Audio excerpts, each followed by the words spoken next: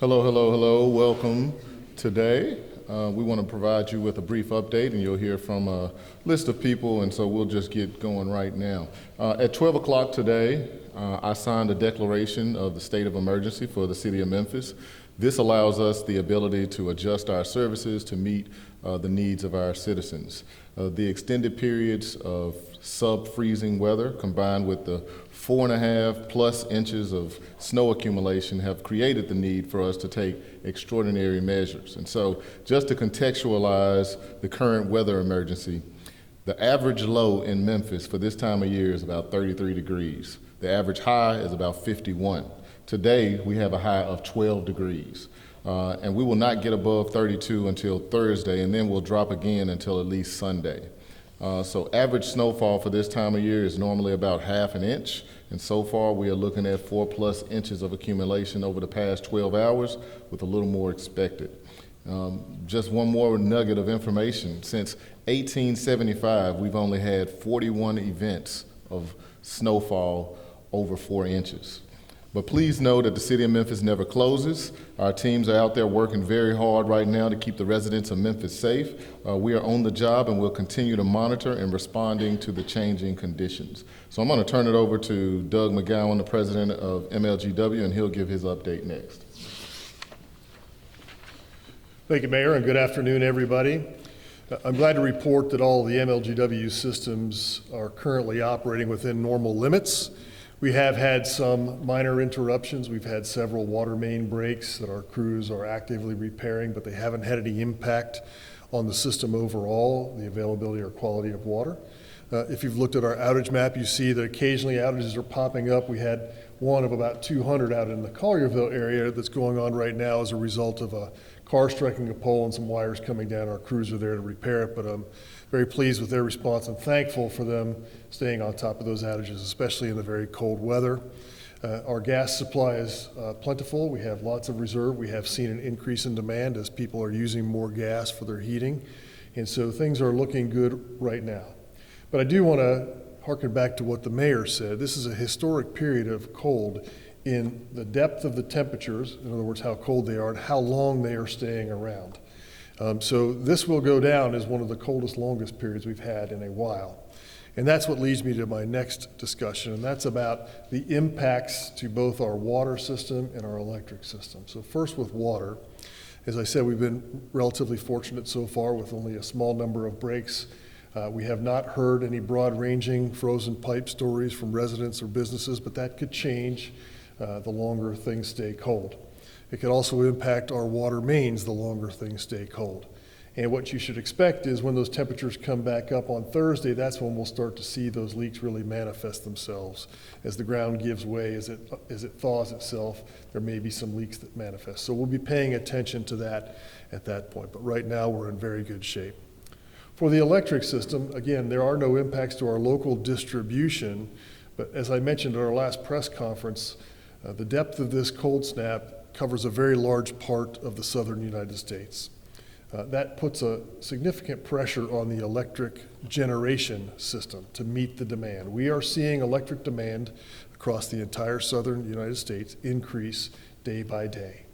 We anticipate that tomorrow morning it will be higher than it is this afternoon. Tomorrow night, on Tuesday night, it will be near its all-time high.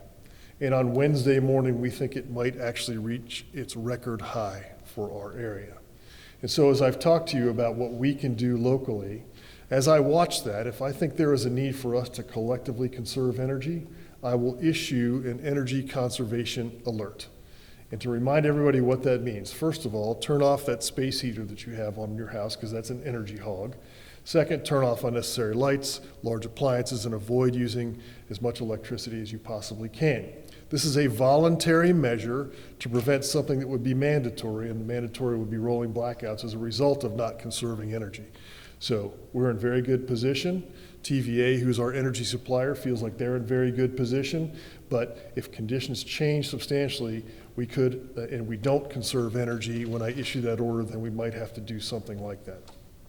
Just want to double down and say, Tomorrow, sometime between noon and tomorrow evening is when I would first expect to issue that energy conservation order. And the period of highest threat is between noon on Tuesday and noon on Wednesday when it begins to warm again. Again, as I said the other day at the press conference, this is no time to panic, it's just time to prepare. We have things in order to respond to this cold snap, and we're in about as good a position as we can be going into this. So I hope that everybody will pay attention when I issue that order, and I thank you for your cooperation in advance. Should things change, we will give you as much information, as much heads up as we possibly can. So with that, I'll turn it over to Robert Connect, who's now going to talk about road conditions and other public works matters. Thanks, President McGowan. First, I want to thank the men and women of Public Works who have been working nonstop since 7 a.m. yesterday. They're committed and hardworking and for getting the job done. As I said, starting yesterday at 7 a.m., we did begin the process of pre-treating our roads with salt brine. We spent all that day and into Sunday morning doing the necessary work to do as much preventative and proactive work. While it may not have been evident to citizens because we did receive quite a bit of snowfall, I mean, it was an effort to minimize the effects of so much frozen precipitation on the roadways, and at least we were able to mitigate some initial effects. Since that time, starting around noon, 1 o'clock yesterday, our salt and sand trucks have been working with our de-icing work, so salt and sand being applied on bridges and overpasses, inclines and declines on major routes. This morning at 7 a.m., we activated 15 plows to start removing and managing snow on the roadways. That work will continue until the foreseeable future. Obviously, with the sheer amount of snowfall that is accumulated, it's going to take a number of days to clear at least one lane in each direction. We have utilizing all of our plows internally, and we have brought in an external contractor to help assist us in this effort to clear the roadways. I do want to be clear about one thing that most citizens may not be familiar with, and is as we plow roadways, we will create snow rows. And snow rows means that we potentially block up a driveway with snow. Unfortunately, that is an unintended consequence, and you may need to make allowance for that if you plan to leave your driveway. So understand that it's something that has to be done, but it also has an impact to your driveway and need to be prepared for that. We will continue to operate, as I said, for the foreseeable future, both on snow and ice and plowing, in an effort to clear as much of the roadways as possible. We are closely working with the state of Tennessee in communication, as in coordination, as they are responsible and working not only on the interstate, but state routes. They prioritize state routes based on the size and the frequency of use. So you'll see that their production as well and our coordination together. At this time, I'm going to turn it over to Chief Davis with MPD so she can make her updates. Thank you. So over the last 24 hours, our dedicated staff at MPD have responded to at least 125 weather-related traffic accidents, stranded motorists, and are manning various designated warming stations as well. However, the current weather conditions still pose a significant threat on our roads and risk to our residents, and it's imperative for everyone to take the necessary precautions to stay safe. So we ask that today and this evening you limit travel. I know everybody's heard that over and over again. Limit travel and stay off the roads if possible, as driving in these conditions can be extremely dangerous for everyone. So while we are relentless in our response to our community, our current response time has not been adversely impacted. We are getting to calls for service in a timely fashion. In the next 24 hours, if you cannot avoid driving, please ensure that your vehicle is equipped with emergency supplies and that you drive with the utmost caution and do not forget your cell phone. We don't want anybody stranded without being able to communicate. Additionally, I encourage you to check on vulnerable neighbors and other individuals that have disabilities that might need your attention. some of our elderly community, so that we can assist them to get the care that they might require during these frigid conditions. And tonight, if you're out, drive slowly. We've got activities still planned for this evening. If you're out at the game or any other activity, drive slowly and watch out for black ice, because as the temperatures continue to drop, snow will turn to freezing roads. So by working together and looking out for one another, we can all get through this weather event unscathed. Thank you.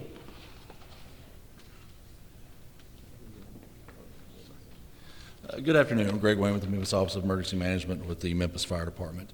Talked about the snowfall. Fortunately, it looks like that this round of weather has moved out. We may see some flurries again throughout the day, but the major snowfall is over for us. That snow was measured at least 3 inches all across Shelby County. Most areas of Memphis reported 4 inches or greater, and the official count from the National Weather Service office within the city of Memphis at 2 o'clock was 5.2 inches of measurable snow there. Mayor Young talked about a plan Friday. You've heard some parts of that plan today, how it's being enacted. Another part of that plan was we sent communications back and forth all week, started meeting midweek. We met regularly. Again, part of that plan was activating the Emergency Operations Center for the city of Memphis. We planned that, did that proactively yesterday, had staff monitoring 24/7 to help coordinate some of these responses that we've talked about today, and will continue to do throughout the week until this situation is fully mitigated. As Chief Davis spoke, the roads still are hazardous. Director Connect spoke to how that's being addressed, but at this point, we still do have hazardous roads out there, so again, we'd like to implore you to stay at home unless absolutely necessary that you get out. Talked about some of the infrastructure already in terms of power, energy, gas, and roadways. All other major infrastructure is doing okay as far as we know. We've had no reports of any issues concerning major infrastructure, and that includes our hospital and medical systems. Now, a message from the Mid-South Emergency Planning Coalition in relation to hospitals. I know it's been publicized already. It's been on the news. Hospitals have seen a great uptick of people coming to seek care in the emergency department over the last several weeks due to flu and those other things. That has continued.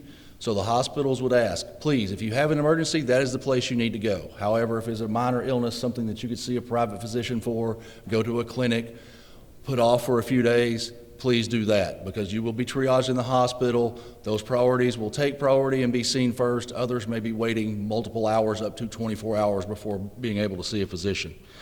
Talking about the weather in the long term, it was mentioned already, temps will stay below freezing until Thursday. We'll get up to the mid-30s Thursday for a few hours and then drop back below freezing.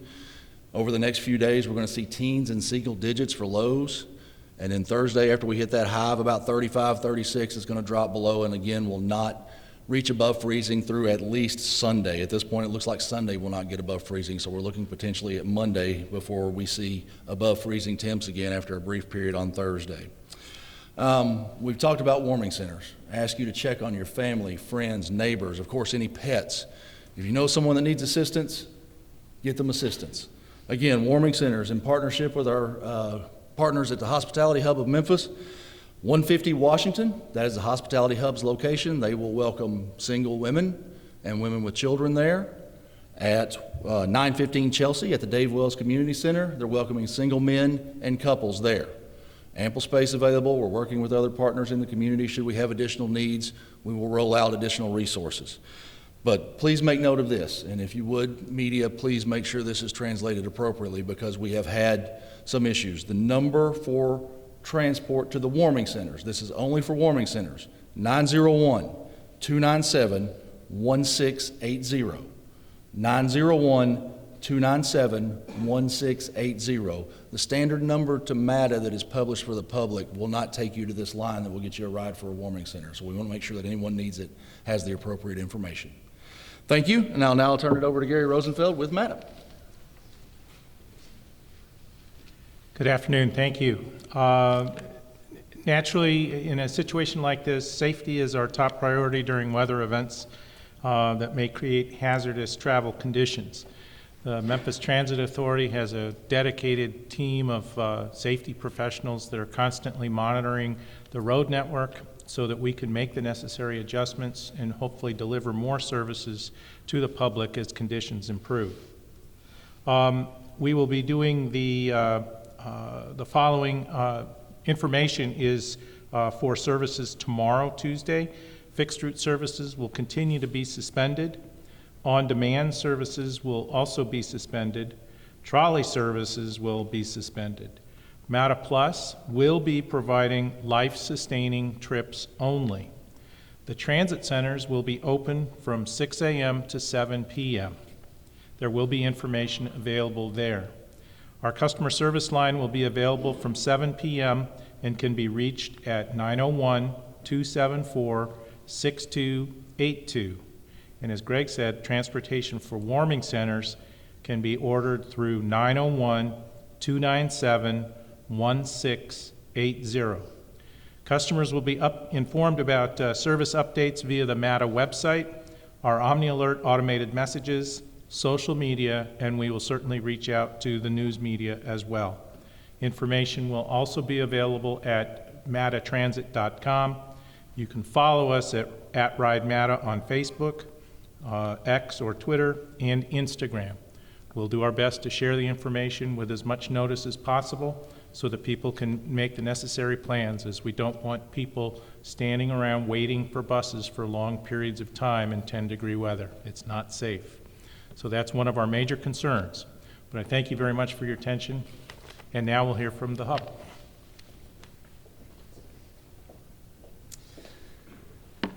Hospitality Hub is pleased to work with the City of Memphis and MPD and the Office of Emergency Management to operate the emergency warming centers for this weather event. We're 24/7 at 2 locations. You've heard some of this before.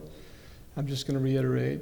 590 Washington Avenue is the Hospitality Hub's main campus for women and women with kids. And 915 Chelsea at Dave Wells Community Center for men and for couples. We have about 300 people at the last census, 3 meals a day, get a warm blanket.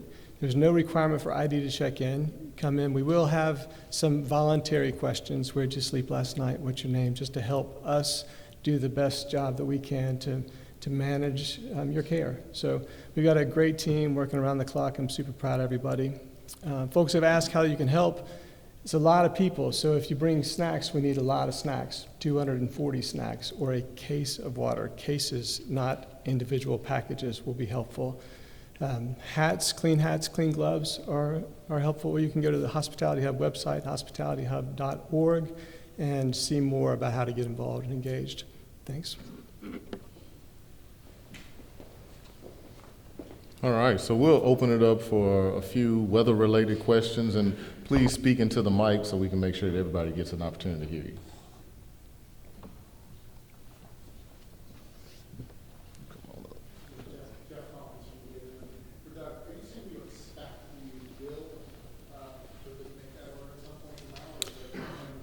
So if you didn't hear, the question was, do I expect that I will issue an energy conservation order? If the conditions continue and there are no changes to the weather patterns or to any kind of generation, then we should not have to do that. However, we've all been around long enough to know that weather conditions sometimes don't develop as forecast. And so what I'm saying is that sometime tomorrow, between tomorrow and Wednesday, my expectation is that I would have to issue that to you. I want you all to be ready to accept that energy conservation alert. If it doesn't happen, then that's a great thing. But I just want everybody to be paying attention in those hours, because quick action is what it's going to take for us to reduce our energy consumption. And the reason I'm saying that, Jeff, is it will be our largest ever demand for electricity in this part of the country. And even though we have significant additional resources and everything is working properly today, this will be uncharted territory for us with respect to the energy demand in this part of the country, not just in the Tennessee Valley, but this part of the country. So it's reasonable to expect that people should, first of all, conserve energy when and where you can, but be paying attention for that alert.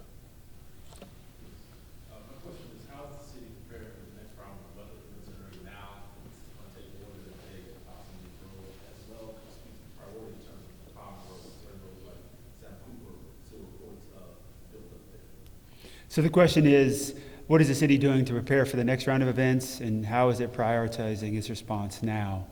Obviously, we're watching the weather closely. That's the key for us. The forecast has changed several times. I know currently there is a prediction of freezing rain Thursday, so we are going to be responding based on what we know will happen. The next few days will be totally dedicated to clearing the existing roadways and treating those. Plowing is based on locations in the city. We break the city up into grids or quadrants, and we assign plowing to those major thoroughfares that are most heavily utilized. That's the best strategy given the 15 piles of resources we have. We do want citizens to know that plowing of residential streets is not something we're capable of doing. So, but we do request that they be patient and be safe in driving. And if they have an issue or concern about access, they need to contact us. Director Connect, saying residential streets, aren't going to happen. How many miles of roadway are y'all responsible for, like those major roads that y'all plan to be able to do, and how long do you expect for that to take? The question is, how big is this? How much infrastructure in terms of lane miles of streets does the city maintain, and how long will it take us to address those? The city is 320 square miles and 6,700 lane miles of streets. Now, of major roadways, there are about 1,000 lane miles of actual major roadways in the city. Our goal is to plow at least one lane in each direction, and it's all going to be based on productivity. It's hard to say. An estimate would be 3 to 5 days, I would imagine, at the current temperatures. The frigid temperatures are what will have us the biggest impact on our equipment, since that wear and tear and required maintenance will have to be factored into that. Hi. Obviously, every storm and weather event is unique and has its own challenges. I feel like so often we stand here and talk to you about ice as a problem. What is this storm like? What have been the challenges in this storm? The question is, what's the unique challenges about this storm, whereas ice has been more of a challenge in the past? Yes, we were fortunate that this snow is more powdery in nature. I think that's been stated, which means it doesn't stick or hold to the surface as much as we typically would see, making it easier to remove. Because of the quantity of snow, it is more imperative to plow, whereas you would typically just put salt and sand down. So that's where we're going to have to place our importance and prioritization now, because if we can get as much of the roadway clear, then we can treat again and mitigate against a future event. That will be helpful in addressing the next event that should be predicted, if it does follow the forecast that's been shared with us by National Weather Service. Can you speak to the challenges of treating these roads between these different weather events? I mean, we had rain, then we had snow, and now we've got freezing rain coming too. What sort of challenges does that pose? Yeah, the question is, what is the differences or challenges in treating roadways given the different conditions? When we have ice, there's a different, we have the same strategy in pre-treating by applying brine. That's just a standard that the TDOT and the city utilizes, and that's just to protect the roadway from the bonding of the precipitation. When you have ice, that's a strategy that happens, and you just treat it with salt and sand. When you have high volumes of frozen precipitation like snow, salt and sand does not work as well, because you got to get it to this road surface itself. So if you apply salt and sand on a couple inches of snow, it's minimally impactful. So that's why plowing is important, because you want to have access to the closest access you can to the road surface to apply the material to get the most benefit out of it.